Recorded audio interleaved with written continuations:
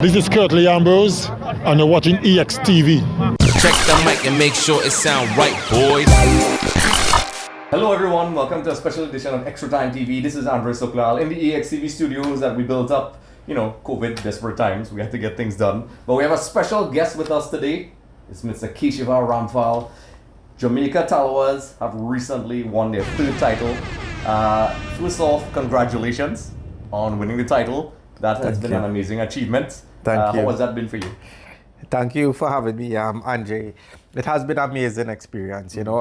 My first time in CPL, first time working with a CPL team. Privileged to be with Jamaica Tallawahs for the first year, and winning a title is simply amazing. For me, the experience was wonderful. Working with Shiv as the head coach, Curtly, two legends in the game, was really amazing experience. Yep. So just to start things off, your role on the team. What is your role on the team?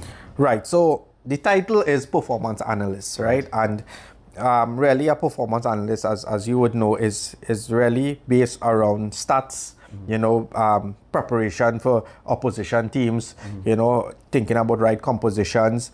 I do things like venue analysis to make sure that, each of the venues, in CPL, we play at different venues, right? We play during the day, we play during the night. So that's part of my scope where I analyze the venue, right? I analyze players. We do what we call a SWOT analysis, strength, weakness, opportunities and threats, of the opposition team. We go through individual player analysis. And with technology in sport today, it's playing a vital role, in team success, So that's basically some of my scope in terms of getting our team ready against the opposition. Nice. And folks who follow Extra Time TV will know that analysis and analytics and data is something I'm a huge fan of. I also work in that field, and we always talk about it on the show. And it's interesting how it works in different sports. Like a simple thing like the venue assessment and things like that. Those are little. With each sport, there's different metrics. And cricket, there's a lot. Yeah. That'll be probably a whole other topic for us to discuss one day. The analytics in cricket. Correct. That'll be a long discussion. We'll do that for the podcast. So obviously this is the third title. Yeah. Just to fan the flames a little bit at the beginning of the tournament. The usual suspects everybody was talking about. Trinbago Knight Riders. The Amazon Warriors. Yeah. Even Barbados started. They were very consistent throughout the tournament. Yep. A lot of people were just saying they're just going to go all the way. And then you all, as the cliche statement goes, started to peak at the right time. Yes. And players like Andrew Russell obviously left. He has been a guy that's like one of the first names that pops up. People associate Tallawahs with Gale in the past and things that's like right. that. So Tallawahs kind of came in a little bit under the I wouldn't say under the radar because Jamaicans will disagree, but the general consensus, people were focusing on TK, and we saw how that turned out. So what do you think was the main factor, in the Tallawahs peaking at the right time and getting that result? Right. So, as you rightly said, from the draft, many persons would have looked at the teams in terms of players on a team list and would have picked maybe some of the other teams to win the tournament.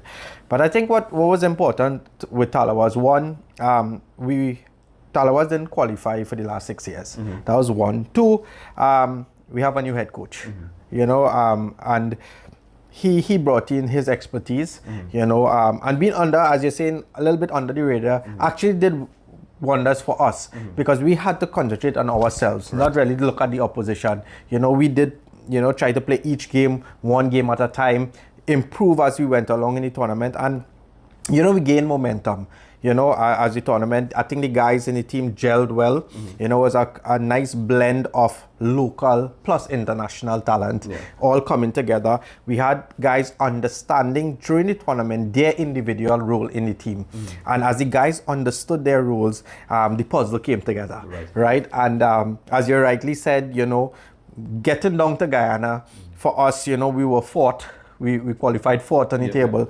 But looking at how the tournament was being played, Guyana had to play 4 to 6 games on a trot, kind of getting tired there, and we continued to start to really, formalize plans against these oppositions, and then the players, just came together at the right time, peaked at the right time. People put up their hands. It wasn't an individual show, was a team effort together. Right. And we got to the finals and we won. So I really think that, our team, had, always had the passion, the willpower, good captaincy, good tactics, good leadership.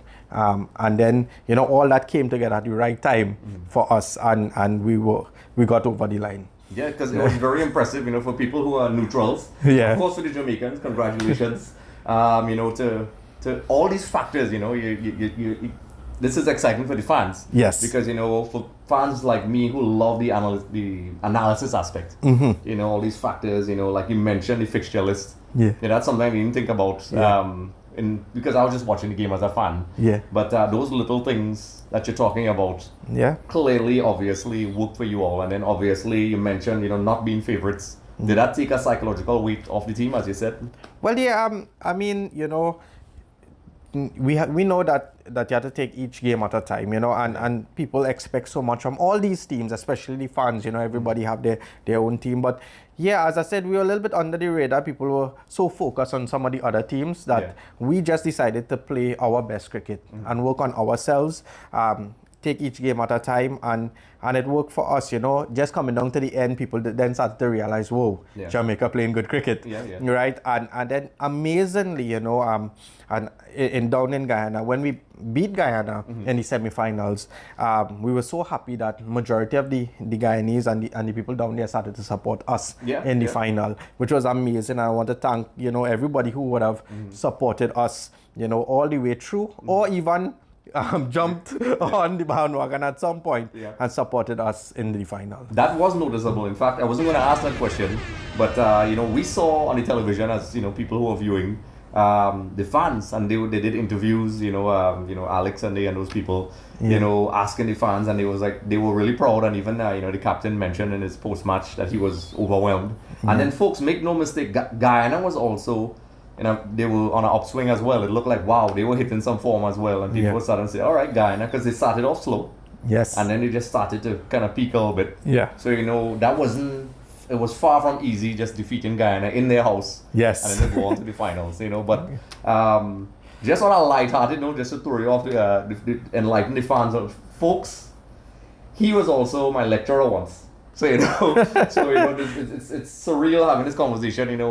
We did sport management together. That's right. And a lot of us, him being on the Tallawahs, I was on the Night Riders for a little while. Yeah. And doing this now, it's a extra privilege to have this conversation with you. But so back to now the cricket now. Yeah. So obviously tactics, things working out right, form. Let's talk about Shivnarine Chanderpaul and Curtly Ambrose. Wow. We could only speculate what it was like on the outside. I did some interviews with him years ago at the Daranganga when he has the event down in Barrackpore. Yes. You can check that out in the description below. The Brian Lara versus Daranganga thing, which is brilliant, by the way, folks. If you're in Trinidad, you should check it out when it happens again.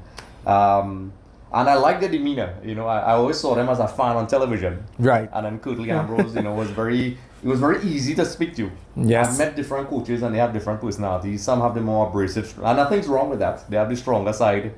And I felt this, sort of comfort around him, and he even made jokes about how he actually likes football. Right. When he was younger, I think his mom told him not to play football or something like that. I can't remember. But what was it like working under those two legends? As you see, as you see, right? It was amazing experience, right? Two legends of the game. Yeah. Wealth of knowledge, and it was nice having them around, and Shiv, and both of them being very passionate for for cricket, and were able to help individuals, led by example, run good practice sessions. The team always believe, Curtly used to come before, we go out to bowl and motivate the team. And no matter what score, we would have put on the board. Right. He always said that, guys, we're going to defend whatever it is. We're going to bowl out the opposition. Yeah. And Shiv in the batting would say the same thing. We'll get any score. We'll chase down any score. Right? So and these guys would have done it in their careers, and they're legends of it. So, back it up, even if you had some sort of doubt when you heard these guys speak, and they give you that extra confidence that you could beat anybody, and that's really what they brought, they were very specific also in training sessions. They were very tactical. They worked with me, you know, one-on-one, always, you know, messaging, hey, they want stats on this, stats on that. You know, so they incorporated both the technical, the tactical aspects of the game together with the captain, who did an amazing job on the field and really brought things together. So working with them for me was amazing experience. You know, I growing up as a child used to look at these guys on going on TV, right? And is a dream for me come true. You know, being able to share the same space with them and winning a title together. Yeah, and you telling me the story raises my pause a little bit because, you know, as a fan seeing them, you know they were champions. Yeah. And then you could tell, you know, if I'm not even on the team. Yeah. And I would listen to them. I would believe if Ambrose tells me, listen, we could do it. Yes. Or, you know, Shivnarine or Dr. Shivnarine Chanderpaul. That's right. Folks, if you didn't know. So, you know, like, I was excited for them because, you know, one of the interesting things is that I know guys in all the teams. Yeah. And then having those interviews that I mentioned with two of them, I remember we had a conversation and he was talking about how, you know, as somebody who played the traditional format of the game. Right. And I remember he was saying something, you know, about, you know, it's something difficult, you know, for him to grasp, you know, how the style, you know, like, because he was trained to bat a certain way. Yeah. T20 is very different. That's and right. then for him to clearly effortlessly transition into, you know, this coaching, yeah. I mean, like, as far as I know, he didn't do that before. I think T20 coaching, did he? No. So a little Shiv would have just graduated from CWI Level 3 coaching education program. Yeah. You know, fresh off, you know, getting his certificate, getting thrown into what we call the deep end here now, you know, with a CPL team and doing amazing and winning a title. You know, it's simply amazing. He has also won 2 other titles this year. You know, he would have coached the USA Women's Under 19 team, right? And they coming here and winning the Rising Star tournament, and also winning the series against the West Indies Under 19, USA Under 19 against the West Indies Under 19. So, so very recently he would have had 3 titles in a short space of time. So he's really doing well, you know, in his coaching career, coaching pathway, and you know. I was happy to be part of that pathway with him. I was the analyst for those 3 tournaments. So he's really growing and really adding value, all this wealth and knowledge now and giving back in coaching. Nice. I mean, this is just exciting, you know. So we're going to head back a little bit to the analysis part and being an analyst. So folks, for those of you who don't know, you know, I also dabble in that. I do it with the women's national team for Trinidad and Tobago. And while it's the same sort of title, it's very different with each sport. So, you know, for example, T20 cricket, it may sound like a silly question coming from somebody who's an analyst as well. But each team has their analysts, you know, obviously like TKR has, you know, Sri and everybody else. And, you know, it's oftentimes fans don't understand how important it is to have an analyst. While you did say obviously it's a team effort, and you know obviously it works together. The role of an analyst is sometimes in the Caribbean often overlooked. When you know doing all the interviews and so on. You know, if you had to say in terms of like obviously with the UTT programs and we went to school together and so on. Well, you taught me. So he was my teacher. Just to remind you. To become an analyst in cricket, you know, what's the pathway to become something like that? To be honest, is not that clear. Pathway, there isn't a course that you could take. But, you know, once you're involved in cricket, I think from a coaching point of view, you have to understand the game properly, right? There's the software now that they use internationally, and there are different ones that different organizations use, and obviously getting involved in knowing how to look at trends in games, look at the stats, putting the stats together. All those things are important in terms of, you know, this pathway in terms of performance analyst. For me, because I would have played the game, coached the game, I had that kind of understanding in terms of what was required, and now having data and live footage and coded balls that you could have you could pull up, you know, instantly now, even live during the game. You know, it adds so much value to the game because, you know, long ago, you know, when teams traditionally played against each other, when they meet each other was like the first time they seen this batter, first time they seen this bowler. But now there's so much data available for each individual, so that it is really a tactical thing now in terms of pushing the edges in terms of how we would win a tournament. It's no longer only being able to bat and bowl, but really tactically planning how you would win. So that's and I know you asked about the pathway. I mean, getting involved, I think you could come through the university. We could, there are courses now that are being put on, and there's the need for it. As I say, we don't look at it as a need in the Caribbean, but we've seen around the world that everybody, all these international teams, using an analyst. And the reason why I'm harping on this topic a lot is because I totally believe in the whole process. I mean, I am one, but it's often misunderstood. It's often misunderstood how important it is, and oftentimes you'll meet coaches where you may not be against it, but you could have all this data, but you made a valuable point about being somebody who played the sport before. You could have all this data, and if you don't know how to use it, so it could benefit the team. Exactly. It won't work, and that's why, while the experience is good, you still have to have that unique, that little X factor there. Exactly. Where you know how to use it. And you're right. In terms of not everybody, you have this giant database, and not all that data is relevant for everybody on the team as well, right? So the coaches now, you'll give certain amount of data, and the coaches will now say, well, give the batters only, give the bowlers only, instead of giving everybody. The captain might want to know certain information. What we also do is that I would sit with individuals during a tournament. If a off spinner wants to look at how to out a particular batter, we'll pull up all the footage of how other off spinners would have bowled the areas, they would have bowled the lengths, they would have bowled the pace at which they would have bowled the fields that they would have set. So it's that detail. And it's important that you're right, that as an analyst, which data sets to use and for who. Right. And you see, this is why I brought it up, folks, because we'll definitely have to have another discussion with him, because we have the EXTV podcast where we'll have a more lengthy discussion.